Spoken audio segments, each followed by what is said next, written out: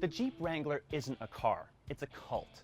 A cult of enthusiastic drivers willing to sacrifice gas mileage, comfort, and safety for the ultimate in off-road capability and timeless style. But for 2018, Wrangler buyers won't have to cut back like they used to. The all-new 2018 Jeep Wrangler is more refined and practical than ever, but don't kid yourself. This is a tough, solid-axle truck that's incomparable to any other crossover or SUV. I'm Clifford Attia with CarGurus, and we're going to get dirty.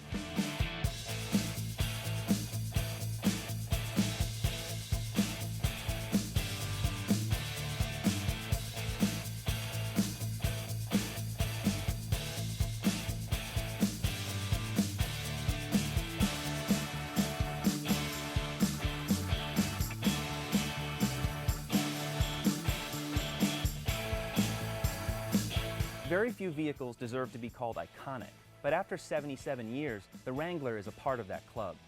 Like the new Mercedes-Benz G-Class, only longtime Jeep fans will see a difference between this new JL Wrangler and the outgoing JK. To everyone else, it's a Jeep. All the hinges, bolts, and screws are exposed. It still has that upright windshield with the tiny wipers, the 7-slat grille, the round headlights, and of course, the entire car can be stripped and taken apart like a giant Lego toy. But look closer. Those headlights now feature optional LEDs, and the housings throw a little kink into the grille slats, which tilt upward.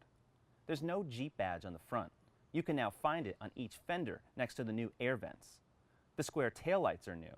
All the body panels are made from aluminum, and the whole car is much easier to disassemble. The windshield is raked at a gentler angle to improve aerodynamics, and it's now attached to the body frame. It's also easier to fold down because there's fewer bolts holding it in place. The doors are lighter, and those are easier to take off. When you're taking the whole car apart, you're going to have bolts and pins lying around all over the place. So you can actually put them under the cargo tray right here, and they fit very nicely inside. Now, I'm not going to take apart this car today because I'd like to go home later without falling out of a Jeep. But I will show you how to take apart the soft top. Instead of attaching roof brackets, zippering the windows, and fumbling with pull straps, the new Wrangler uses a spring-loaded mechanism for the roof and rear window flaps that slide and snap into place. Going completely topless will still take you several minutes, but it's quicker than before. Plus, you can leave off portions of the rear panels in case you just want more air without the sun. I'd still rather have the electrically powered soft top, which does all that for you, or the 3-piece Freedom hardtop, which is now lighter. Our Sahara is plenty capable off-road, but this trim is more of a street-tuned Jeep. It has these all-season Bridgestones on 18-inch wheels, silver accents on the bumpers and grille, and side steps. The Rubicon trim is way more extreme, and even the base Sport looks pretty mean. The Sahara is the happy balance between the two.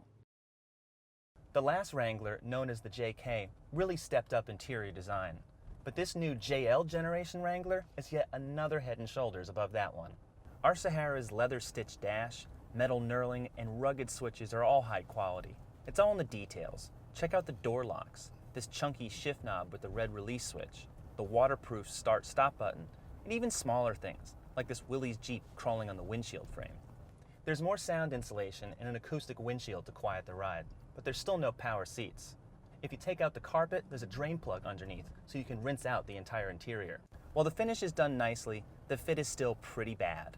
Everywhere you look, there's uneven gaps and trim popping out. Remember, these Jeeps cost upward of 40 grand. And don't look for head curtain airbags like every other car has. Because the Wrangler has a skeleton for a body, there's no place to fit them. Drive carefully. Right now, 2 engines are available. The 3.6-liter V6 returns with 285 horsepower and 260 pound-feet of torque. There's also a 2-liter Turbo 4 reporting for duty, with 270 horsepower and 295 pound-feet of torque.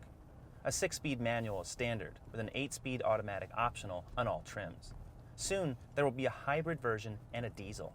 We've got the V6 with the automatic in our Sahara, and this is a great powertrain. Strong, smooth, and it gives a little snarl under acceleration. Unlike older Jeeps, this one gets up to highway speeds without hesitation, and the gear shifts are much smoother.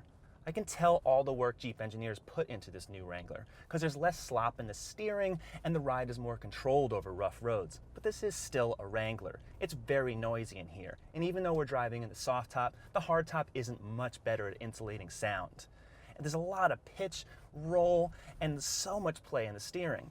So you're really going to have to pay full attention if you want to keep the Jeep centered in the lane. But the flip side to that ungainly handling, the Wrangler is a beast on any trail. That's obvious. This year, Jeep added an optional full-time four-wheel drive system called SelectTrack that can automatically vary the torque. It's only available on four-cylinder automatic Sahara trims. We have the standard Command Track, which is a part-time system that requires you to shift from two-wheel drive to four-wheel drive, locking the torque in a 50-50 distribution front to rear. The Rubicon has an even beefier system with Dana 44 locking axles and a disconnecting front sway bar. But unless you're actually on the Rubicon trail, the Sahara or the Sport are absolute champs. Just check out the water fording depth on this plaque. Depending on your powertrain, the EPA estimates fuel economy between 17 and 22 miles per gallon in the city and 23 or 24 highway. I've been averaging 24. It was a big deal when the Wrangler came out with power windows, locks, and luxuries like navigation and a heated steering wheel. Our Wrangler has all that, but now there's more, like a proximity key and standard push-button start. The Uconnect infotainment systems, they're even better. A 5-inch touchscreen is standard with buttons flanking the display. The Sahara upgrades to a 7-inch display with Apple CarPlay and Android Auto. But ours comes with an 8.4-inch screen with navigation and live traffic. It's fast, intuitive, and full of useful features, like 4G Wi-Fi and an onboard owner's manual. There's also 7 USB ports. The 7-inch display in the instrument cluster is brilliant too. I can check my pitch, roll, and steering angle, or considering I'm driving on pavement, maybe just scroll through the audio settings. And speaking of audio, the Alpine stereo on our Jeep is fantastic. 8 speakers, a waterproof sub, and 552 watts. You'll want to crank it. Our Jeep has blind spot monitoring with rear parking sensors, plus a very clear backup camera, but there are no driver assists. So if you want collision alerts, lane centering, or automatic braking, you'll need to buy a Cherokee. Wranglers aren't cheap. The 4-door 2018 Wrangler starts at $30,995 for the Sport, in the mid to upper 30s for the Sport S and Sahara, and finally, $40,995 for the Rubicon. Ours cost, are you ready for this? $47,955 with destination. For a car that's literally held together with screws I can take apart myself. Yep. But here's the thing. Jeep Wranglers hold their value like no other car, better than any luxury car aside from maybe some Porsches.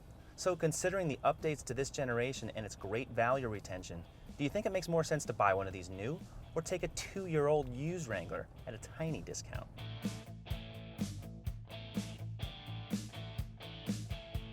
The 2018 Jeep Wrangler is a play toy unlike any other car on sale. It doesn't make sense to most people, but like the owners say, it's a Jeep thing, and they wouldn't understand. But now that there's more creature comforts and technology, this iconic American vehicle is more relevant than ever. For full details, check out my full review at CarGurus.com, and be sure to subscribe to our YouTube channel, where you can also watch a review of the 2-door 2018 Wrangler. Thanks for watching, and we'll see you next time.